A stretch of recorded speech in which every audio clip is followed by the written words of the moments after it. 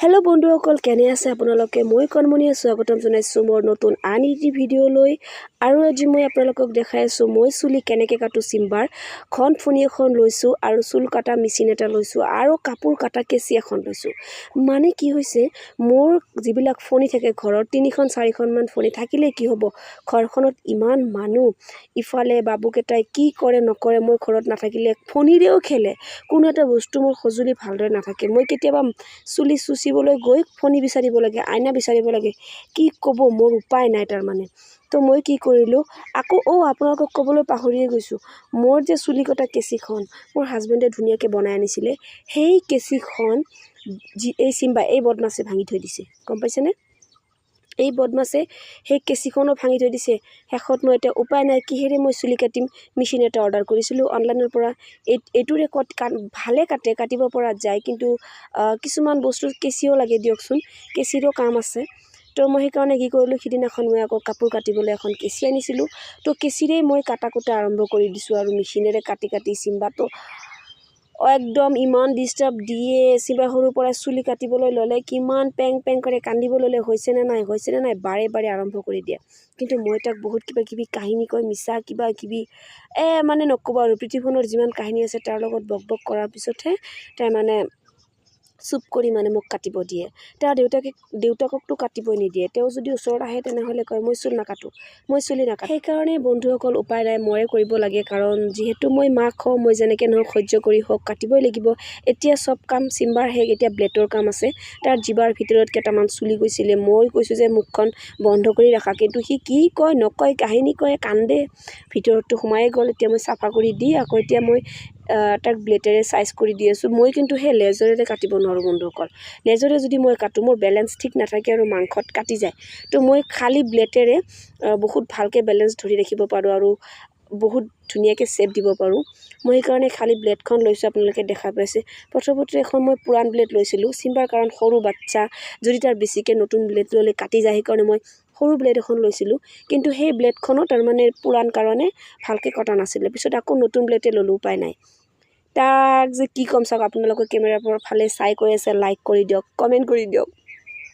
হাঁহিও উঠে তাৰ কাহিনীবিলাক চালে। যি নাটক কৰে, ঘৰখনত থাকিলে পাগল কৰি দিয়ে মোক। চুলি কাটিব ওলাইছোঁ, কি নাটকবিলাক কৰি আছে। মই যে কিমান কষ্টকৈ মুখেৰে বক কৰি কাহিনী কৈ তাক চুলি কাটি দি আছোঁ। আপোনালোকে কেমেৰাত দেখাই পাই আছে কিজানি। উপায় নাই বন্ধুসকল, বাচ্ছাবিলাক এনেকুৱাই। বাচ্ছাবিলাক নাপিতৰ সন্মুখতো নাযাব, নিজকো কাটিব নিদিব। আৰু চুলি কি কৰে জানে?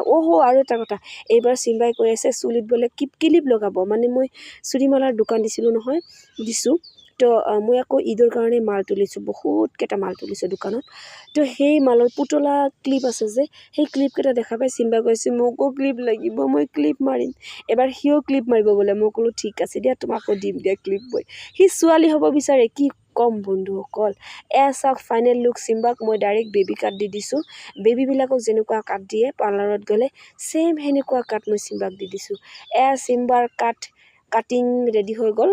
চিম্বা পেন কৰি আছে, মানে চিম্বা অসহ্য হৈ গৈছে, তাৰমানে তাৰ কাটিব ইচ্ছা নাই আৰু।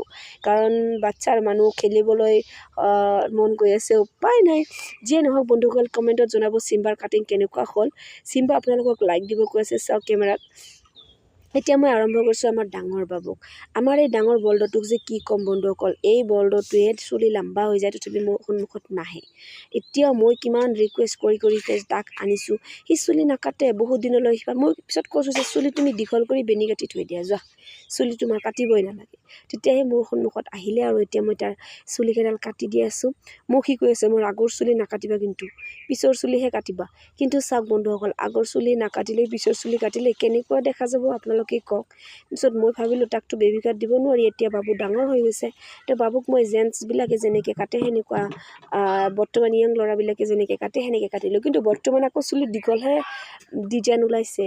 আমাৰ ইফালে এটা নতুন ডিজাইন ওলাইছে, চুলি দীঘল কৰিহে ৰাখে ল'ৰাবিলাকে, চুলিত বেন মাৰে। কিন্তু মই সেইবিলাক বহুত বেয়া পাওঁ, কাৰণ সিহঁতে স্কুলৰ ষ্টুডেণ্ট হয়। সেইবিলাক অসহ্যকৰ, ভাল নালাগে। কাৰণ টিচাৰেও বেয়া ক'ব। তো মই তাক এটা জেণ্টেল কাট দিলোঁ, যাতে তাক দেখা পালে মানে কোনেও বেয়া ক'ব নোৱাৰে। সৰুৰে পৰাই বন্ধুসকল আমাৰ গাঁওখনৰ সকলো মানুহ মোৰ সন্মুখত চুলি কাটিবলৈ আহে।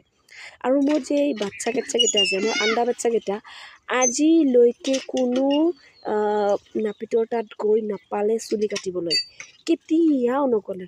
আপোনালোকে ভাবিব যে মই কিজানি সিহঁতক যাব নিদিওঁ, সেনেকুৱা কথা নহয়।